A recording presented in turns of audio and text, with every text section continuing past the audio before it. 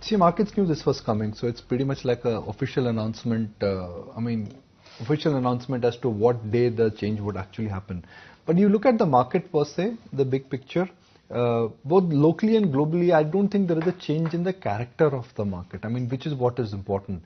The price action is something which is far more encouraging than discouraging.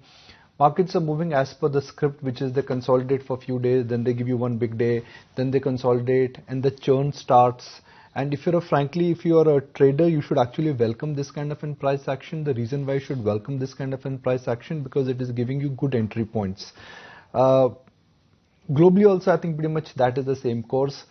The mood, I think, is not clearly risk off, because if mood was entirely risk off, then Bitcoin and gold would have not rallied the way they've rallied. So there's nothing wrong with the character of the market. There's nothing wrong with the way how markets have moved in last couple of days. If at all, I would say that this is a market which is moving as per the script. There is global support.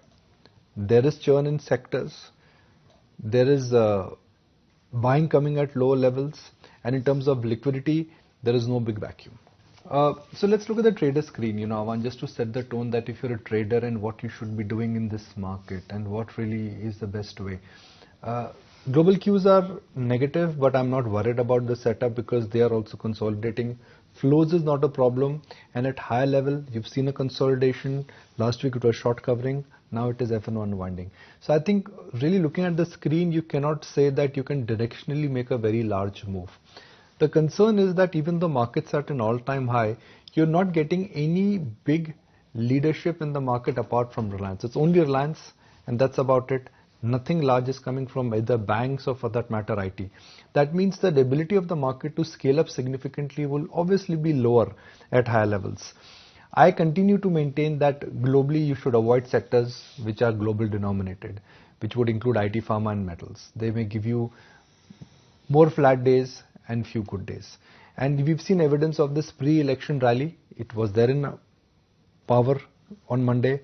I will not be surprised that if rural dominated themes, if government dominated themes where you know that the spending is going to be large, where the narrative is going to be strong, where the poll promises would be high, that entire market, in a sense, that entire clan, so to speak, which always rallies ahead of election promises, I think that really in the near term could show some promise. It's like electricity, infrastructure, rural dominated themes, water, gas, energy, poll promises, excitement. So markets always will move as per historical patterns. So next 15 days, next 4 to 8 weeks, I think that is the place where you really want to hunt.